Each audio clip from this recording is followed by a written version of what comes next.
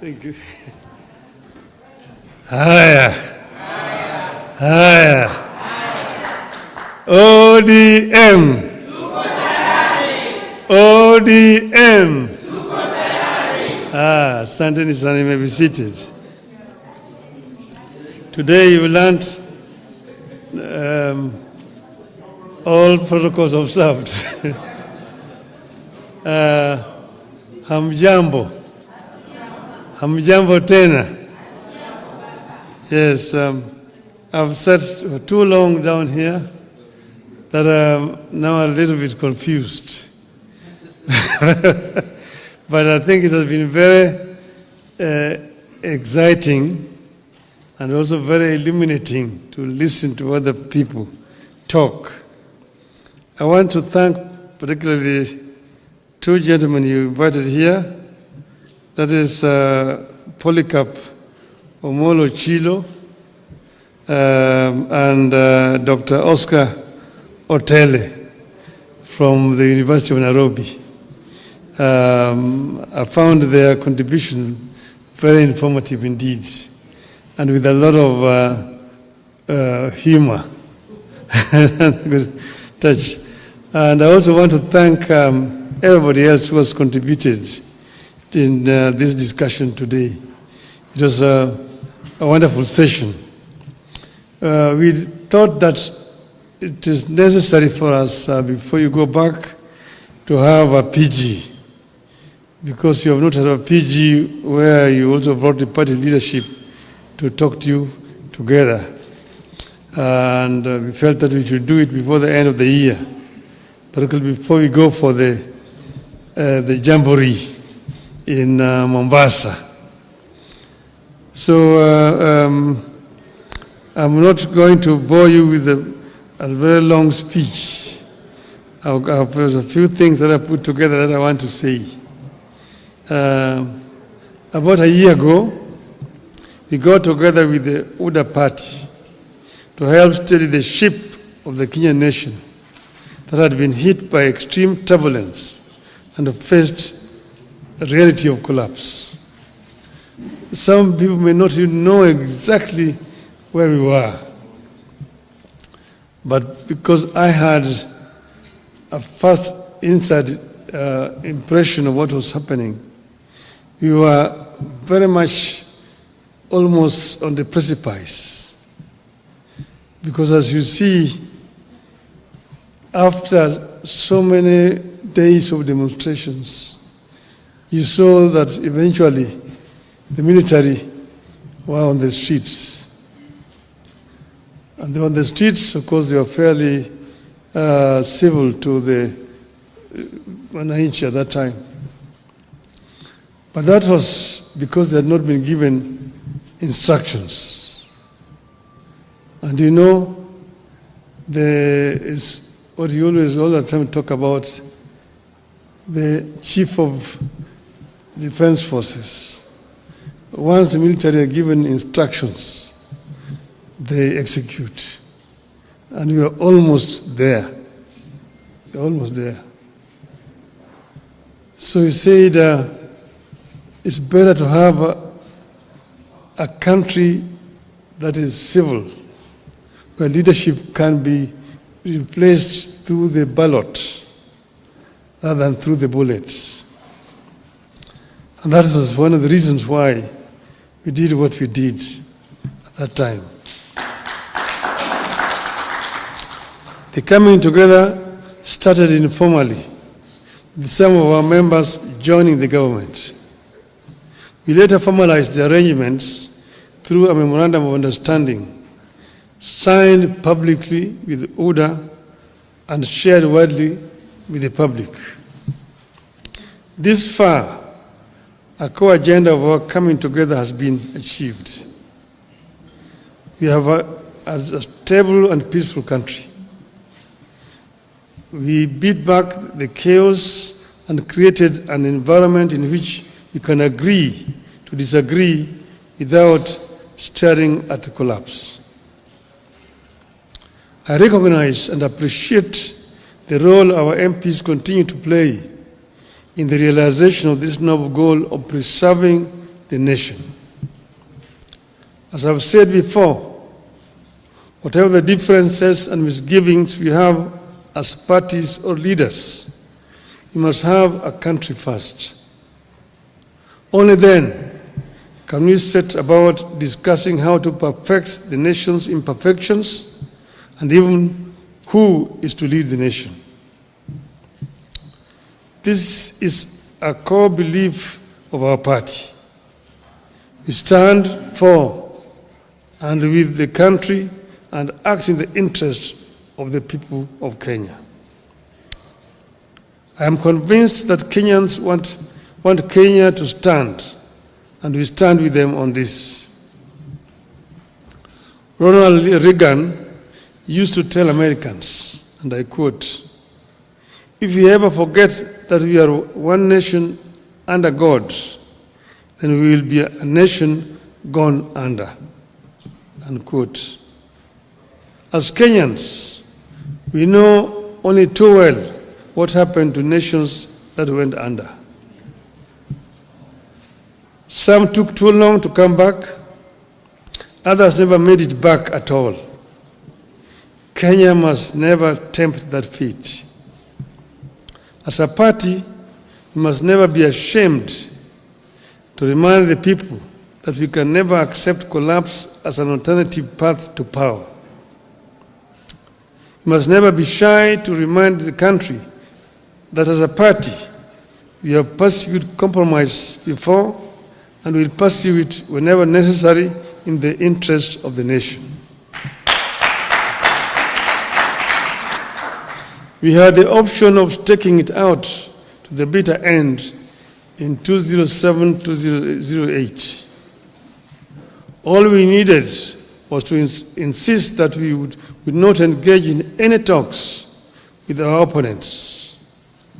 But we saw the danger of Kenya collapsing, and we opted for compromise for the sake of Kenya. We steadied the ship when the gridlock threatened the Uhuru Kenyatta administration. In order to make the country move forward and pass some of the agenda that was seen to be pro-people between 2018 and 2022, ODM had lent a hand. We asked for no titles or positions in return.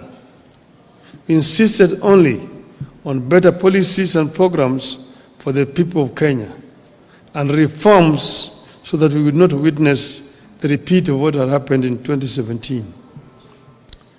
History indicates that each time the leaders of this country have come together, some great things happen.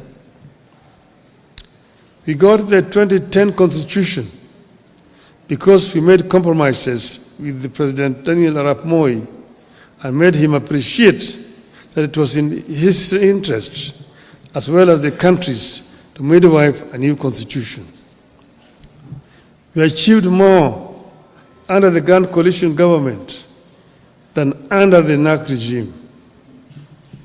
The NAC regime swept to power in a wave of popularity, but quickly got hijacked by isolationists and quickly lost the plot to tribal demagogues.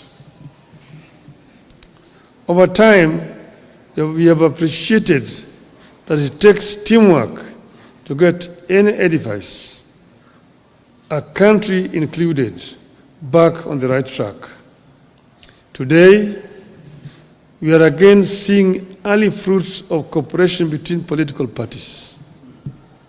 By blending what ODM has always believed in with what ODA believes in, we came up with their widely accepted 2025-2026 budget. Thanks to the ODM experts. We have also come up with programs to implement agreements like the NADCO report and the MOU that lay ground for the realization of our broader national ambitions. The ability to make compromises without compromising the core values and the goals is yielding fruits. We are not out of the woods yet, but we are in a better place today than at this time in 2024 or this time in 2023. Much work remains to be done in the pursuit of a stable, equitable, and prosperous country that delivers to the citizens. It will require firm and resolute leadership, regular consultations, more sobriety, and constant focus on the needs of the people. I mention sobriety because in times like this, it is possible for politicians to spend more time listening to the echoes of their own voices and the cheers from the masses, and forget that we are leaders and we are supposed to be leading.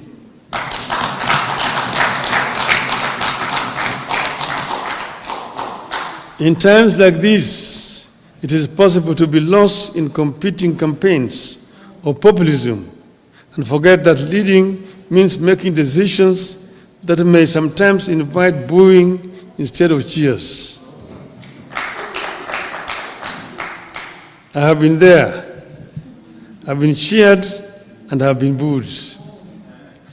I was once set up against the people when I set about clearing the ground for the Thika superhighway and the bypasses around Nairobi. Today, everyone claims credit for Thika superhighway and the bypasses.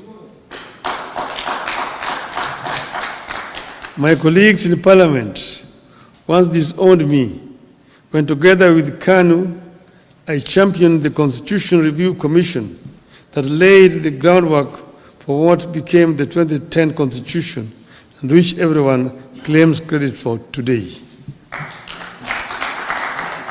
So my appeal to you as we embark on some of the legislative agenda coming up is that you should never feel powerless or feel like giving up because populists around you are seeking popularity at the expense of leadership. When they call you Baba and someone sets the homestead on fire, does Baba join the burning of the homestead just because it looks like exciting, or does Baba help to put out the fire? Does Baba release his sons and daughters to add fuel to the fire, or does Baba ask his children to fetch water? I know you know the answer. There's a time to lead and a time to acknowledge cheers. Popularity surges and wanes. Cheering masses come, change, and go. But solid service to the nation, brought against all odds, stands the test of history. Today, I charge you to soldier on in this cause. It is good for our people. It is good for our country. If you act out of conviction, if you put the people at the heart of your maneuvers, if you are sure that our actions are in line with our ideals as a party and our aspirations as a country, the lack of history will be on our side. And I've said, as has been said by Dr. Oscar Hotel there, I told you, stand for what is right for the party. And look at what we have signed. And we must remain as ODM. And we've signed and agreed that we'll work together up to 2027. We have not passed any resolution as a party to say how we are going to go into the elections of 2027. So wherever you are, don't commit the party to some things which have not been discussed. Let those things be discussed first. We are ODM. Who's told you that ODM will not have a candidate in 2027? Who has told you?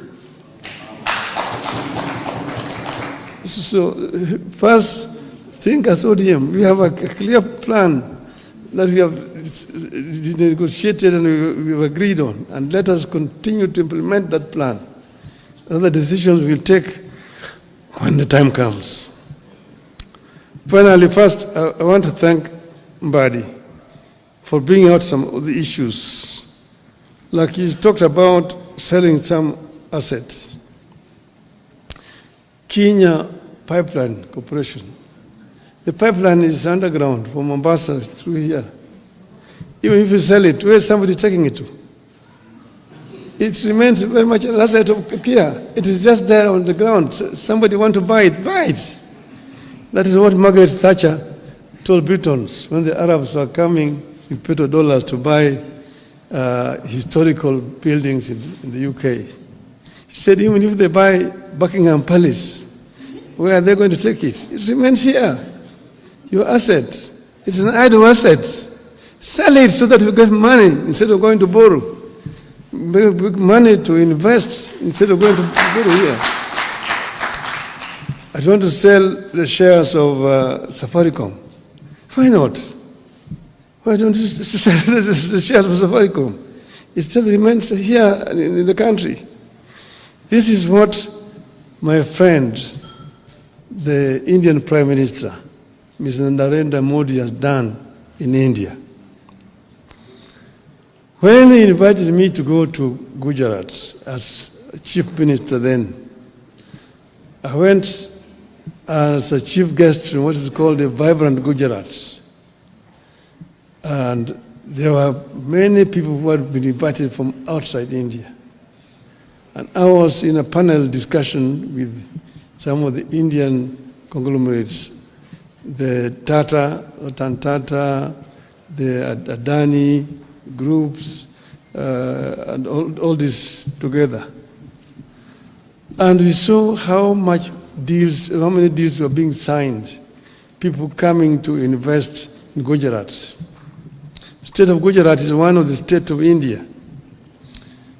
The economy of Gujarat was growing at the rate of 13% per annum, compared to 5-6% of other states.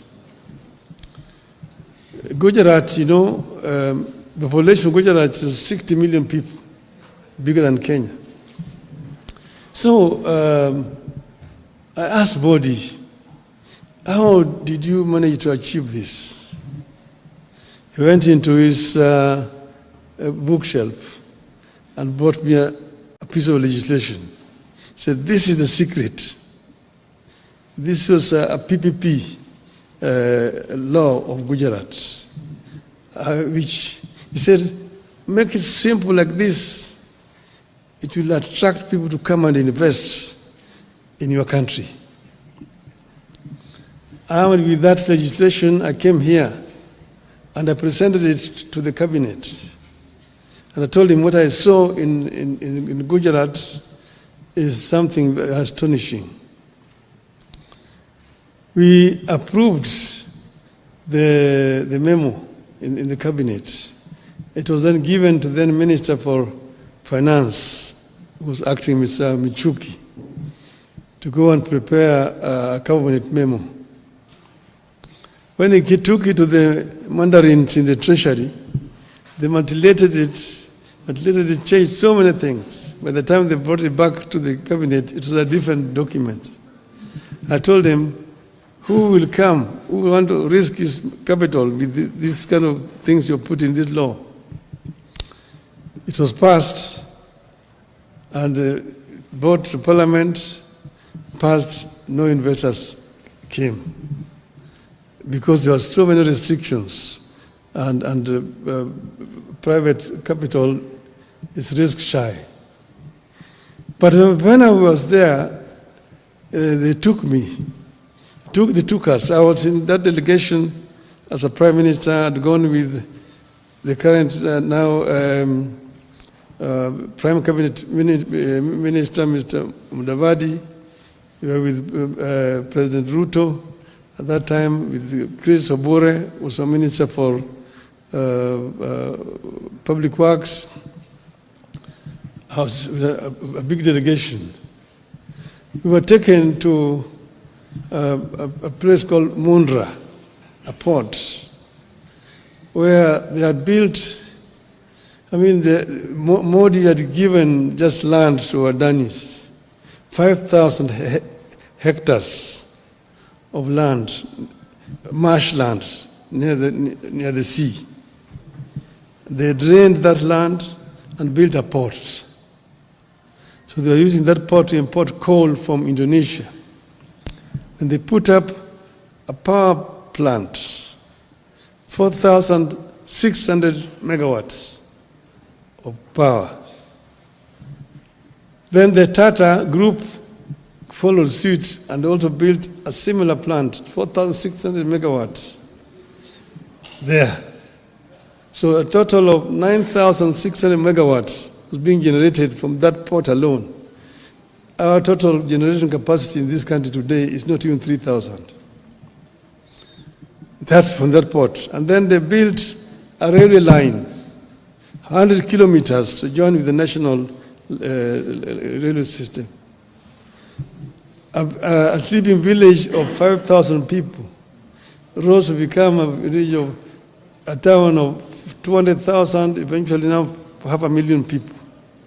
And investors came to invest in that place. They even built an airport in that place. Okay? Then I can give you so many other examples. So you find the same people, Adani, are given them Bombay. Bombay airport used to be so dilapidated, fly infested and so on. They could have constructed Bombay airport. Today Bombay airport is so efficient when you go there. You go and look at the Delhi airports. When Modi eventually became Prime Minister of India, he now replicated what he had done in Gujarat in the whole of India. Within the time that he has been the Prime Minister for 10 years, they have constructed 130,000 kilometers of railway line through PPP. They have, in almost every state in India has got 2 international airports in India. All this being done through PPPs. And that's why when Adani came here to want to do this airport, and too much noise was being made in Parliament for no reason at all. I mean, they pulled out. The Red airport is just like here, it is. It is as it is. They are not taking it away. They are bringing their money to do it. They are bringing their money to do it. And they will charge for over 30 years so that they don't charge so highly. That's what would have happened. Now, a similar arrangement is happening in Kigali. So the Qataris are building a Kigali International Airport in the same terms like Adani wanted to do here. So Kigali is going to be the hub in this region, not Nairobi, because of noise being made by other parties which were also interested in doing what Adani was supposed to do and paying people down under the table to make noise every day in the newspapers. Shame on them. Shame on them. We need to wake up as a country, because if we don't wake up, we're going to continue to sleep. There's many opportunities that are available for us as a country.